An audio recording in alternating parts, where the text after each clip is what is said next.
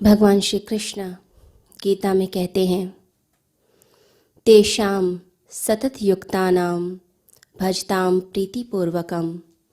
जो निरंतर मेरे ध्यान में उतरे रहते हैं, मुझ में डूबते हैं, मुझे प्रीतिपूर्वक भजते हैं। भगवान श्री कृष्ण कहते हैं, ददामी बुद्धि योगम। ऐसे भक्तों को मैं बुद्धि योग प्रदान करता हूँ, जिससे वह मुझे ही उपलब्ध हो जाते हैं। तो जो परमात्मा में निरंतर डूबता है, परमात्मा का ध्यान करता है, परमात्मा ही जिसके लिए जीवन बन जाता है, और परमात्मा की जो स्तुति है वही उसका आनंद बन जाता है। वो उस स्तुति को करके इतना संतुष्ट हो जाता है, इतना प्रसन्न हो जाता है कि उसे फिर संसार की कोई चीज़ नहीं चाहिए, सिर्फ उसे परमात्मा चाहिए। तो जो परमात्मा की निरंतर भक्ति करता है, ध्यान करता है, भगवान श्री कृष्ण कहते हैं, मैं उसे तत्व ज्ञान देता हूँ, मैं उसे बुद्धि योग देता हूँ। ऐसी बुद्धि जिससे परमात्मा की प्राप्ति होती है। कुछ भक्त ऐसे होते हैं, कुछ साधक ऐसे होते हैं जिन्हें सिर्फ परमात्मा ही चाहिए, संसार की वस्तुएं नहीं चाहिए। उनकी इच्छा परमात्मा है, उनके अंदर जो आकांक्षा उठती है वो परमात्मा है। भीतर की जो प्यास है वो परमात्मा के लिए है। न उन्हें धन चाहिए, न पद चाहिए, न प्रतिष्ठा चाहिए, न संसार की चीज़ें चाहिए। उनकी हर सांस सांस सिर्फ परमात्मा को ही पुकारती है। उनके रोम रोम में सिर्फ वही नाम चलता रहता है। कहते हैं, रामकृष्ण परमहंस हर समय अपनी माँ काली के ध्यान में डूबे रहते थे। इतनी भक्ति करते, हर समय उनका नाम ज़बान पर रहता, मन में रहता, रोम रोम में रहता। कई बार तो भक्त भी डरते थे कि हम माँ का नाम ना पुकारें, क्योंकि अगर नाम ले लिया तो रामकृष्ण फिर समाधि में चले जाएंगे, फिर आँखों से अश्रु बहने लग जाएंगे, फिर उसी भावना में लिप्त हो जाएंगे। तो कई लोगों के लिए वो जो नाम है वो सीधे दिल तक उतर जाता है, वही भावना फिर से जागृत हो जाती है। तो जो ऐसे भक्त होते हैं जो हर समय उसी खुमारी में रहते हैं, हर समय उसी याद में रहते हैं, भगवान कहते हैं, मैं उन्हें बुद्धि योग देता हूँ, ऐसा योग देता हूँ, ऐसी बुद्धि देता हूँ कि वो हर समय मुझसे जुड़े रहें, हर समय आनंद से लिप्त रहें, इस संसार के दुखों में नहीं, आनंद की तरफ चल पाएँ। तो ये जो प्रतिभा है, ये बुद्धिमत्ता है, ये जो प्रज्ञा है, ये प्राप्त उसी को होगी जो हर समय परमात्मा की याद में डूबेगा, जिसका मन बुद्धि परमात्मा को समर्पित होती है, ये उसी को प्राप्त होती है। भगवान बुद्ध ने 3 शब्दों का प्रयोग किया। भगवान ने कहा, शील, समाधि और प्रज्ञा। शील यानी जो हम करते हैं, इस संसार में जो कर्म करते हैं, जो हम व्यवहार करते हैं, जिससे हमारे अंदर कुछ रूपांतरित हो जाए, कुछ अंदर से चेंज आ जाए, तो उसी चीज़ बोली जाती है समाधि। यानी जो हम हो गए हैं, जो रूपांतरण अंदर घटित हो गया है। और तीसरी चीज़ जो बोली जाती है वो है प्रज्ञा। प्रज्ञा यानी जब ये दोनों चीज़ें घटित हो जाती हैं, उसके बाद जो धन मिलता है, जो आत्मा का धन हमें प्राप्त होता है, जो हमारे भीतर फूल खिल जाता है, उसे प्रज्ञा कहते हैं। वो बुद्धिमत्ता होती है श्री कृष्ण के अनुसार। और ऐसी बुद्धिमत्ता जिसे प्राप्त हो गए, उसके जीवन में सिर्फ आनंद होगा। वो स्वर्ग के लिए कहीं भटकेगा नहीं, स्वर्ग उसकी जीवन में वैसे ही आ जाएगा, जहाँ वो खड़ा है वहीं स्वर्ग है। इसलिए कई लोग पूछते हैं कि संत जो है मरने के बाद कहाँ जाते हैं, स्वर्ग जाते हैं या नरक जाते हैं।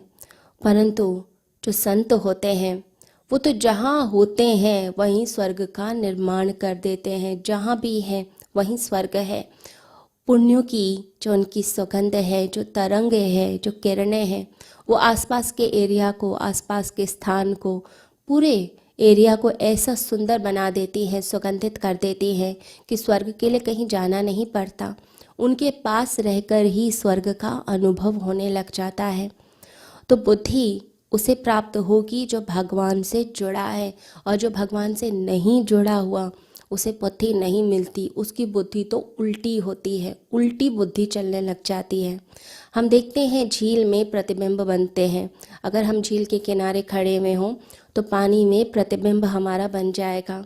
अगर हम उस प्रतिबिंब को ध्यान से देखें तो वो उल्टा प्रतिबिंब बनता है। अब वो जो उल्टा प्रतिबिंब बन रहा है, बिल्कुल ऐसे ही मनुष्य की बुद्धि उल्टी चल रही होती है। कई लोगों की इतनी उल्टी बुद्धि चलती है कि वो धर्म को भी क्रिटिसाइज करते हैं, उसकी निंदा करने लगते हैं। परमात्मा के लिए ऐसे ऐसे वचन कहते हैं कि जो भक्ति के मार्ग में जा भी रहे थे, जो उत्सुक हो रहे थे, वो भी उनके प्रभाव में आकर उल्टा संसार की तरफ मुड़ने लग जाते हैं, इच्छाओं के जाल में फंस जाते हैं। ऐसी जो उल्टी बुद्धि होती है वो परमात्मा तक नहीं पहुंचाती। लेकिन अगर कोई व्यक्ति झील में पड़े हुए जो प्रतिबिंब है उसकी तरफ से निगाह हटाकर जो व्यक्ति सामने खड़ा हुआ है उसकी तरफ देखे तो समझिए उसकी बुद्धि सीधी हो जाती है, यानी वो वास्तविकता को देखने लगता है। अभी मन में जो प्रतिबिंब बनते हैं उन्हीं पर ही हमारा फोकस है। जितनी यूनिवर्सिटीज़ हैं, कॉलेजेस हैं, वो माइंड को ट्रेन करने में लगी है, लेकिन वह बुद्धि नहीं है, वो बुद्धिमत्ता नहीं है। कृष्ण कहते हैं बुद्धिमत्ता वही है, बुद्धि योग वही है जो आपको आनंद की तरफ लेकर जाए। आजकल शिक्षा में इतना बर्डन बढ़ता जा रहा है बच्चों पर कि बच्चे भी स्ट्रेस मैनेजमेंट की क्लासेस कर रहे हैं। इतना तनाव बढ़ता चला जा रहा है, अंदर इतना गुब्बार भर जाता है, लगता है इतनी बेचैनी है। तो जिसको बुद्धि कहा जा रहा है वो तो दुख की तरफ, बेचैनी की तरफ, तनाव की तरफ लेकर जाती है। परंतु कृष्ण का जो योग है, जो बुद्धि योग है, वो हमें आनंद की यात्रा की तरफ लेकर जाता है। भगवान कहते हैं जो निरंतर मेरे ध्यान में लगा हुआ है उसे बुद्धि योग मिलेगा, और बुद्धि योग से, तत्व ज्ञान से वो मुझे प्राप्त करेगा और परमात्मा स्वरूप बन जाएगा। फिर संसार की वास्तविकता देखना शुरू कर देता है, विचारों के जाल में नहीं उलझता। हम तो बेहोश की तरह जीते हैं, इतने विचार चलते हैं, सामने क्या वास्तविकता है वो भी हमें दिखाई नहीं देती है। तो वास्तविकता को देखने लगेगा, अंधकार मिटने लगेगा। मनुष्य एक संभावना है, हम ज्योति की तरफ जा सकते हैं। जैसे अंडे के अंदर एक पक्षी होता है, उड़ना चाहता है, ऐसा ही हमारे मन के अंदर एक ज्योतिर्मय पक्षी है जो उड़ना चाहता है। बस वो उड़ान भर सके इसके लिए इस मन को तोड़ना पड़ेगा, इस मन के पार जाना पड़ेगा। ध्यान में मन के पार जाया जाता है तभी बुद्धि की प्राप्ति होती है। तो अज्ञानता में जो दिखता है वो है संसार, और जो ज्ञान में दिखता है वो है परमात्मा। भगवान बुद्ध से किसी ने पूछा कि भगवान आपको तो ज्ञान मिल गया है, आप बताइए कि संसार और सत्य में क्या संबंध है, आत्मा और शरीर में क्या संबंध है। जब ये ज्ञान प्राप्त कर लिया जाता है तो किस प्रकार से जीवन जिया जाता है।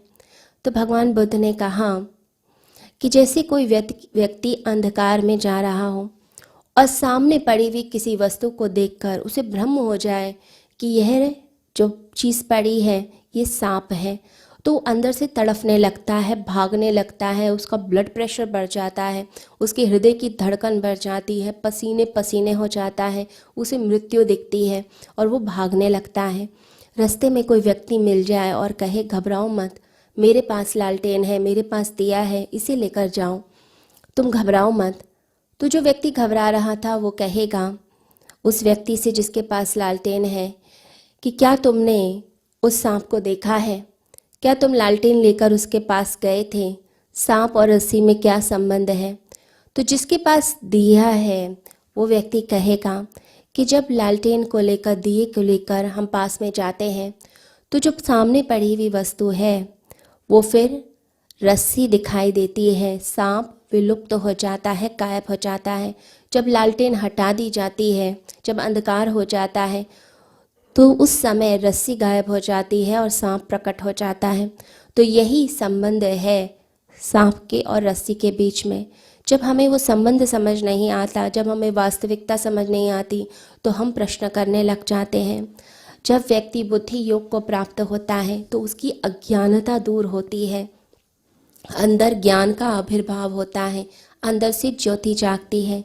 धर्म एक अंतर क्रांति है जो आपके अंदर एक चेंज लेकर आती है, आपके अंदर एक बदलाव लेकर आती है, परंतु हम मन के जाल में उलझे हुए हैं। रशिया में एक साइंटिस्ट ने प्रयोग किया, पेवलोव नाम था। जब वो घंटी बजाता और रोटी देता तो कुत्ते के मुंह से लार निकलने लग जाती थी। एक दिन उसने सिर्फ घंटी बजाई और रोटी नहीं दी, तब भी उस डॉग के मुख से लार टपकने लग गई। तो यानी वो जो घंटी थी और वो जो रोटी थी, उसकी एक कंडीशनिंग हो गई मन के अंदर, वो संयुक्त हो गई। बिल्कुल ऐसा ही हाल हम सबका है, हमारी भी कंडीशनिंग हो गई है, हम मन के जाल में उलझ गए हैं। किसी व्यक्ति को देखकर बहुत क्रोध आता है और किसी को देखकर बड़ा प्रेम आता है। ये सब मन का जाल है। इस जाल के पार जाना ही बुद्धि योग है, परमात्मा से जुड़ जाना। बस उसी तरफ हमें अपनी यात्रा को लेकर जाना है, परमात्मा से जुड़ना है और आनंद की यात्रा करनी है। सभी को हरि ओम।